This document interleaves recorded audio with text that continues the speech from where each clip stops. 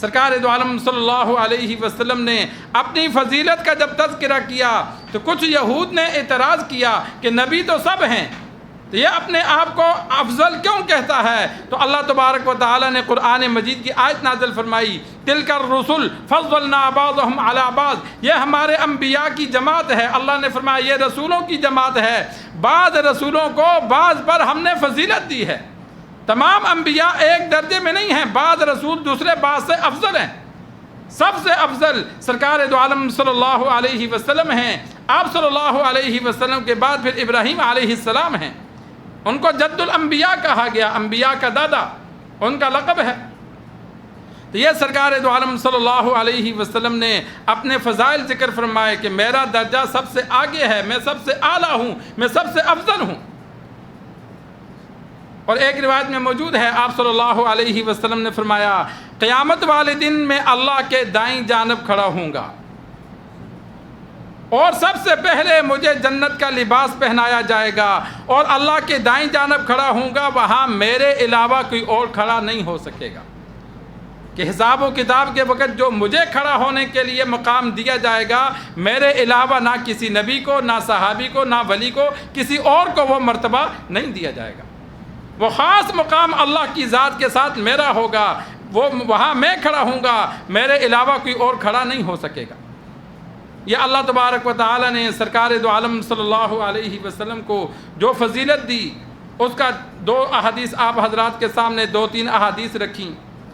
قرآن مجید میں آپ صلی اللہ علیہ وسلم کے بارے میں اللہ تبارک و تعالی نے فرمایا ما کان محمد ابا احد من رجالکم ولکن رسول اللہ وخاتم النبیین، آپ صلی اللہ علیہ وسلم تم مردوں میں سے کسی کے باپ نہیں ہیں۔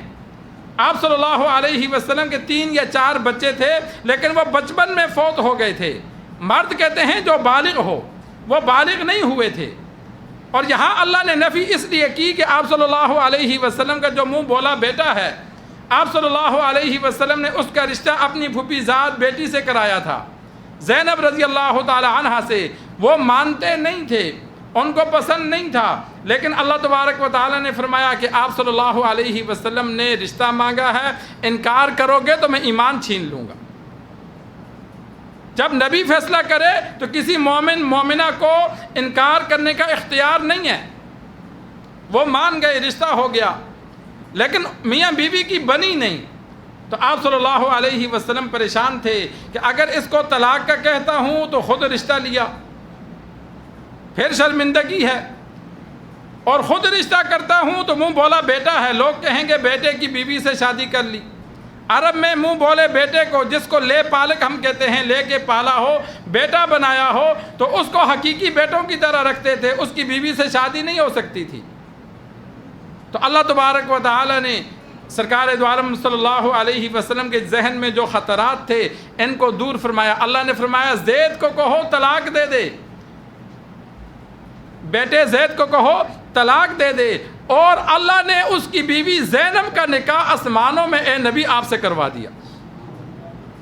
زینب رضی اللہ تعالی عنہ فخر کیا کرتی تھیں کہ میرا نکاح اللہ نے زمین پہ نہیں آسمانوں پہ پڑھایا، میرا نکاح اللہ نے خود پڑھایا۔ تو یہ جو رسم تھی اللہ نے اس کو ختم کیا کہ منہ بولا بیٹا حقیقی بیٹا نہیں ہوتا، اس کی بیوی سے پردہ ہے، بعد میں پردے کے احکامات نازل ہو گئے، وہ غیر ہے۔ اگر وہ فوت ہو جاتا ہے تو بیوی سے باپ شادی کر سکتا ہے، کیونکہ وہ تو منہ بولا بیٹا ہے، حقیقی بیٹا تو نہیں ہے۔ تو اس کے یہ احکامات، لیکن زید رضی اللہ تعالی عنہ کو صحابہ زید بن محمد کہتے تھے، والد کا نام حارثہ تھا، زید بن حارثہ نہیں کہتے تھے، لیکن جب اللہ نے منع فرما دیا کہ زید بن محمد نہیں کہنا، باپ کا نام لو زید بن حارثہ، تو صحابی کو دکھ ہوا، دکھ تو ہونا تھا، آپ صلی اللہ علیہ وسلم کا نام سے ہٹا تو اللہ نے اس کا ازالہ کیا۔ کسی صحابی کا نام قرآن مجید میں نہیں ہے، زید رضی اللہ تعالی عنہ کا نام اللہ نے 22ویں پارے کے دوسرے رکوع میں ذکر کر دیا تاکہ تیرا نام اللہ کے کلام میں ہمیشہ پڑھا جائے۔ یہ ازالہ کیا ان کے دل کو تسلی دینے کے لیے کہ اللہ نے تیرے نام کو اپنے کلام کا حصہ بنا دیا ہے۔ کسی اور صحابی کا نام قرآن مجید میں نہیں ہے سوائے زید رضی اللہ تعالی عنہ کے۔ آج ہمارے ہاں بعض لوگ غلطی کرتے ہیں، بھائی سے، بہن سے، کسی عزیز سے بیٹی بیٹا لے کر اپنا نام ولدیت میں لکھاتے ہیں، یہ کبیرہ گناہ ہے۔ بات سمجھ میں آئی؟ اپنا نام لکھوانا کبیرہ گناہ ہے۔ بچے کی جنم پرچی اسی کے باپ کے، ماں باپ کے نام سے بنے گی، جس نے لیا اس کے نام سے نہیں بنے گی۔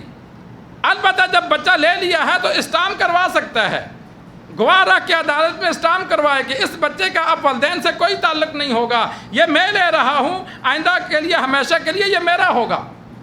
قانونی طور پر اسٹامپ کروا لے تاکہ بعد میں وہ والدین واپس نہ لیں۔ لیکن ولدیت چینج کرنا یہ کبیرہ گناہ ہے، بہت سے لوگ کر جاتے ہیں، یہ کبیرہ گناہ ہے، جائز نہیں ہے۔ اور پھر یہ ایسا کبیرہ گناہ ہے جو ہمیشہ رہے گا۔ جب ولدیت چینج کر دی تو وہ ایک دن تو تھوڑا ہوا۔ بعض کبیرہ گناہ ایسے ہوتے ہیں جب بندہ گناہ کرتا ہے، گناہ ختم، بعد میں معافی مانگ لی، زندگی میں دوبارہ نہیں کرتا۔ لیکن یہ ولدیت چینج کرنا ایسا گناہ ہوتا ہے جو ہمیشہ رہتا ہے، مرتے دم تک بچے کا نام پھر اس والد کے نام سے چلتا ہے۔ جنہوں نے چینج کیا ہوا ہے تو وہ اس کو ختم کرائیں، یہ کبیرہ گناہ ہے۔ تو آپ صلی اللہ علیہ وسلم کے لیے اللہ نے اسی وجہ سے نفی فرمائی کہ آپ صلی اللہ علیہ وسلم مردوں میں سے کسی کے والد نہیں ہیں، زید بھی ان کا بیٹا نہیں ہے، اللہ نے نفی فرما دی۔ لیکن فرمایا اللہ کے رسول ہیں، وخاتم النبیین، اور انبیاء کے سلسلے کو ختم کرنے والے ہیں، کہ آپ صلی اللہ علیہ وسلم پر انبیاء کا سلسلہ مکمل ہوا، نبی